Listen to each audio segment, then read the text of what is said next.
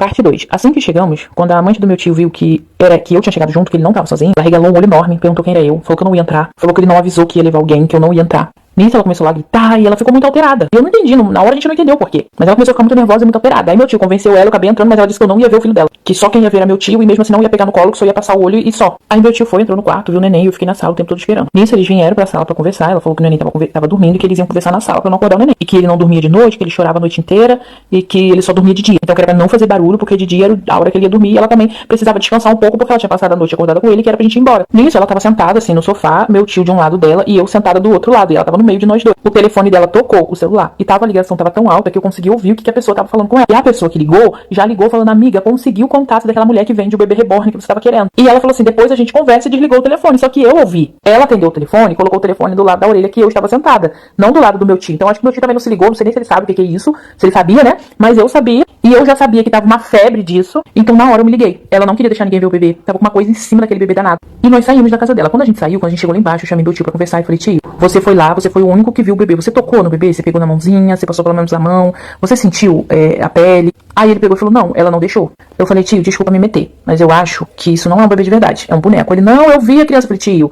Aí comecei a mostrar vídeo pra ele, peguei meu celular, entrei no TikTok e comecei a mostrar vários vídeos pra ele, olha como que é real. E aí que a ficha dele foi caindo, ele falou: vamos subir lá comigo. E nós voltamos. Quando ele chegou lá em cima, ela abriu a porta, perguntou se a gente tinha esquecido alguma coisa e que não era pra ficar interfonando na casa dela toda a vida, que nem precisava dormir. Nisso, meu tio passou direto pro quarto, foi entrando, empurrou ela, foi entrando direto pro quarto, pegou o bebê e viu que não era bebê realmente, era um bebê reborn. Gente, meu tio jogou aquilo no chão com uma força e partiu pra cima dela. E eu falando: tio, pelo amor de Deus, larga ela. E ele partiu pra cima dela. E ele pegou aquele objeto lá na cozinha e deu muito, gente. Eu não posso falar a palavra aqui, né? Mas assim, ele machucou muito ela na região da barriga, do tórax, dos peitos.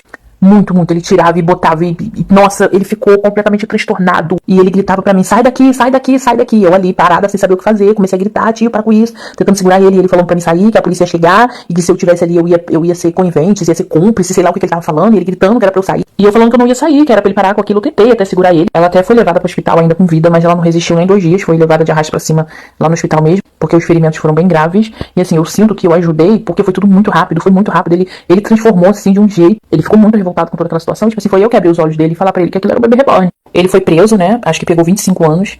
Mas com 6 anos que ele tava lá dentro, ele pegou uma doença lá dentro e ele não sobreviveu. Ele faleceu depois que ele tava 6 anos preso. E eu lembrei, né, de tudo isso essa semana, eu conversando com a minha mãe, eu nunca esqueci, sabe? Precisei fazer terapia, eu precisei fazer tratamento. Foi horrível toda aquela situação. Eu não fui embora, a polícia chegou, eu tava ali. Aí eu consegui, né? Contei tudo o que aconteceu. Eu não fui processada porque eu gritei, eu saí pela rua, na hora que tava acontecendo tudo aquilo, eu saí pelo prédio gritando socorro, pedindo ajuda. Então por conta disso, assim, eu não fui incriminada, não fui processada nem nada. Mas essa semana, conversando com a minha mãe, eu lembrei de tudo que a gente passou, de como foi horrível e de que depois de 7 anos é que eu tava conseguindo, assim, dormir uma noite inteira, porque já tinha anos que eu não conseguia dormir uma noite inteira.